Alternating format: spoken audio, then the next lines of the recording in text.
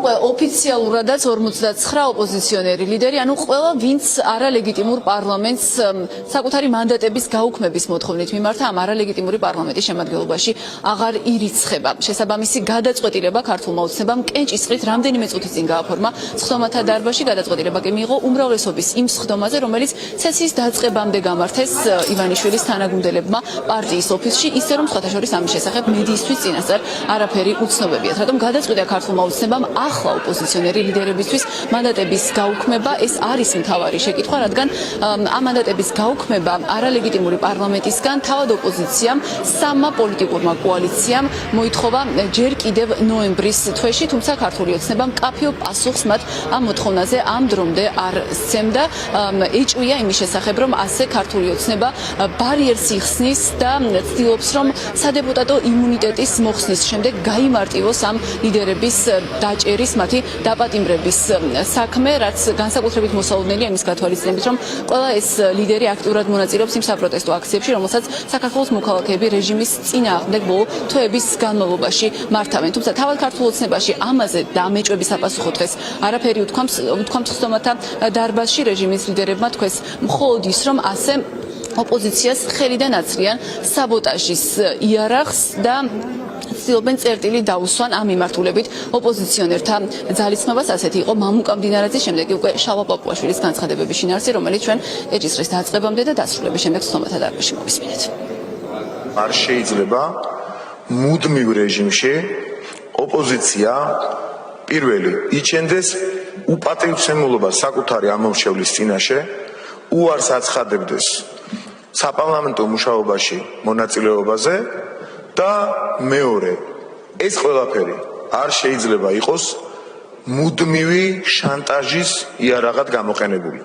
თუ ეს პრეცედენტი ჩვენ კვლავ დაუშვით, როგორც წინა შემთხვევაში შეძგავაკეთეთ, მაშინ ვიდრე ისინი არ გაიმარჯვებენ და ნაცი საქართველოში ვერასდროს გაიმარჯვებს, ალბათ ყველა დარწმუნებულია, ვიდრე ისინი არ გაიმარჯვებენ, იქნებიან ამ საბოტაჟის რეჟიმში. იმის გამო, რომ 2020 წლის არჩევნების შემდეგ საპარლამენტო უმრავლესობა მისცა შანსი, რომ მათ საკუთარი ამორჩევლის ნება წარმოედგინათ, შეეცადა რადიკალური ოპოზიცია, ეს ექცია პრეცედენტად და 2024 წლის არჩევნების შემდეგაც ზუსტად ხედავთ იგივე მცდელობას არჩევნების გაუქმებისა და ხალხის ნების უარყოფისა.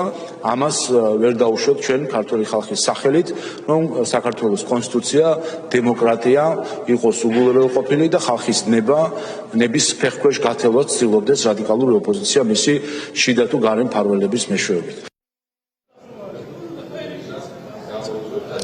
ქართული ოცნების განზრახვა, რომ მანდატების გაუქმებით და სადეპუტატო იმუნიტეტის მოხსნით არის ოპოზიციონერი ლიდერების დაპატიმრების საქმის გამარტივება, ამაში თავად ოპოზიციონერ ლიდერებს ეჭვი არ ეპარებათ, თუმცა მათი გადაწყვეტილება არის უცვლელი. ისინი ამბობენ, რომ 26 ოქტომბრის არჩევნები არის გაყალბებული და შესაბამისად არ აპირებენ ამ არჩევნების შედეგების აღიარებას, მათ შორის არც იმით, რომ გამოიყენონ მანდატები, რომელსაც ქართული ოცნება ამ გაყალბებული არჩევნების შედეგად ანიჭებს მათ. ერთადერთი ვინც საპირისპირო განსხვავებული გადაწყვეტილება მიიღო გახარიას გუნდია, გახარიას პარტიამ არ მიმართა მანდატების გაუქმების მოთხოვნით არალეგიტიმურ პარლამენტს და შესაბამისად მათ მის 12-ვე წევრს ამ დროისთვის ეს მანდატები უნარჩუნდება, რაც შეეხება დანარჩენ 59-ს, რომელიც წარმოადგენს სამ პოლიტიკურ გაერთიანებას.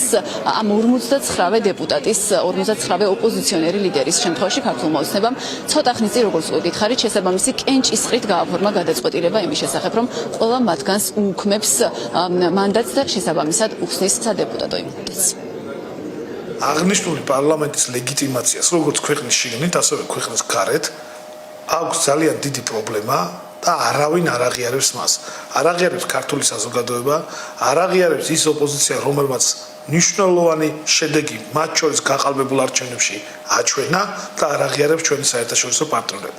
აქედან გამომდინარე, გაცნობიერებული აქვს ყველა იმ ოპოზიციონერს, რომელიც არ შედის პარლამენტში, ის თუ რა შეიძლება ელოდეს ქართული ოცნებისგან.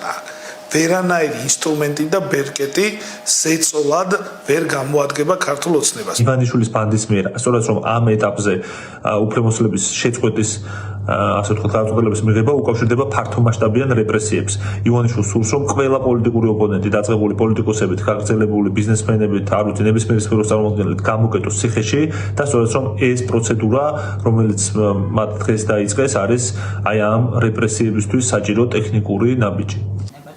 ივანიშვილს აქვს დავალება კრემლიდან, რომ გააუნებელყოს ყველა პოლიტიკოსი, რომელსაც მნიშვნელოვანი წვლილი აქვს სამოქალაქო წინააღმდეგობაში და პროტესტში, მათ შორის ის სამი კოალიცია, რომელთა მანდატების შეწყვეტის და უფლებამოსილების შეწყვეტის საკითხი განეხილება, ისინი დგანან წინა ველზე. მათ შორის კოალიცია ძლიერი საქართველო.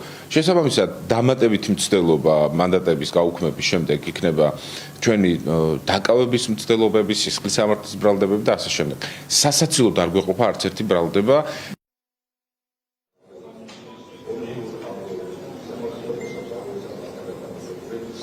59 ოპოზიციონერი ლიდერისთვის მანდატების გაუქმება და ამით მათივე მოთხოვნების დაკმაყოფილება ქართული ოცნების არალეგიტიმური პარლამენტისთვის აღმოჩნდა. პირველი საზრუნავი სწორედ ეს იყო პირველი საქმე, რაც მათ საგაზაფხულო სესიის ფარგლებში გააკეთეს, თუმცა ამით არ მთავრდება ქართული ოცნების ამოცანები. დღესვე ქართული ოცნება აპირებს, რომ სესიაზე პირველი მოსმენით განიხილოს და დაამტკიცოს ახალი რეპრესიული კანონები, რომელთა ძალითაც ის რეჟიმის მოწინააღმდეგეებს გამოხატვის თავისუფლებას კიდევ უფრო შეუძლებს.